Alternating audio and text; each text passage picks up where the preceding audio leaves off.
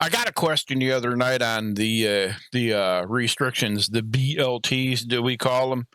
Bending, lifting, and twisting. Whether it is just if it's the whole entire time after you get the implant, or if it's just a trial period, or just a little bit, or what is it? I think I covered this before, but in case I wasn't really clear about it, and it's probably been a long time ago, let's just do it again real quick. The BLTs we know are no bending, lifting, and twisting, and the reason being is because stitches, staples, et cetera. And when the doctor implants us or puts the lead or the paddles in, the leads or the paddle in us, they're dealing in such a very small area, like less than a human hair or something. You know, if you go moving, bending, or twisting around or something, it's not scarred in yet or whatever. I'm not a doctor, so I'm not going to try to get fancy with all the lingo here or what could or could not happen, this, that. I'll point you to somebody who can tell you all this and is smart enough to know here in a minute. If one of them leads move just a freckle, it'll throw everything out of whack. Like, for example, I told a story about whenever I had my trial. It was like I had my trial in for 14 days. I think it was 15 days actually, which is a long time. For like the last day and a half, 2 days, I didn't have my stimulator turned on because I just went to the bathroom innocently enough. And we're guys, we stand typically. I bent forward just a little bit to reach over and flush the stool, and it dislodged the lead in my spine by, like, come to find out, it was like a half a centimeter, give or take. Uh, yeah, it might have been a little more than that. Half an inch, give or take, somewhere on it. But it was good enough that it dropped me to the floor. I wouldn't say it was like an electrocution feeling. It was a very, very solid vibration, rumbling feeling, if I had to describe it best. It was like a really strong rumbling feeling, basically. But it was so violent that I couldn't stand back up and walk. I had to crawl into the living room. My house is very small, thankfully, so it was not like I had to go so far. And luckily enough, my remote control is one of these styles. And it's got this orange button on here, and all I got to do is push it, and it'll shut my stimulator off just like that. So it's not like you got to unlock it or nothing. But anyway, get back to the BLTs. So basically, the BLTs were covered during the trial period and temporarily after the implant. My restrictions, I've heard people say their restrictions were 6 weeks. Other ones said 4 weeks. I've heard them say 8 weeks. My doctor told me if he even caught me driving or heard of me driving or anything, driving is another subject. Let's stick with the BLTs for now. But no bending, lifting, or twisting for 12 weeks. For some reason, the man didn't want me driving for 14 weeks. We already went over why we shouldn't bend, lift, or twist. Driving now, on the other hand, I didn't get asked about this the other night in the comment on the video, but people often do ask about driving and how come it's one of them.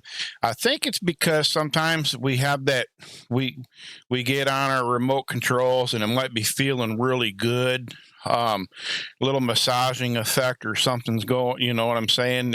And you just get to adjust and it's feeling really good. But we get this feeling in our feet sometimes or wherever, and we're not used to it. And you just may go to hit your brakes, and it's kind of hard to explain, but whenever you learn to manipulate this thing whenever you arch your back, and it can go from like you can't feel it just by bending your back to you can really feel it. It's really, really, really strong. So, and even if something like stomping your feet on the floor, like I just did, I could feel a little impulse. It picked up the stimulation rate in my spine just by doing that alone. So, they want you to get used to this. I'm just taking a wild stab at it here. I'm hazarding a guess pretty much. And then I would guess too, in case of an accident, if you had to really stab your brakes hard, They wouldn't want you to hit your brakes really hard. If you're going to front an impact to somebody or something and it pushes back, or you risk dislodging everything in your spine, busting staples, busting stitches, where your generator's implanted. Now, I don't know the restrictions on the implantless devices. Obviously, that's going to be a whole different world. I don't even know how that thing works. So this topic here is only for the one with the 2 leads up and down your spine and or wherever you get yours installed, where they tell you no bending, lifting, twisting, and or the paddle. That's all this can cover. So that's about all I think I can add to that for right now. I don't believe I've missed anything. So restrictions were, once again, they're for trial period and just a few short weeks after your implant. So, I mean, in retrospect to how long some of us have dealt with our disabilities and or our chronic pain and laid in bed, I mean, a few short weeks, that's beans. That's a drop in the bucket compared to where we've already been, what we've already seen, what we've already done. You know what I'm saying? So, I mean, we got this. We got it. Reach out. If you're sitting at home and you got these restrictions, you're like, man, this really sucks. Give me a shout. We can talk about it. I'm always game. I'm always right around the corner. Give me a shout anytime. So with that, I'm gonna go ahead and get out of here. Me and this crappy camera and all.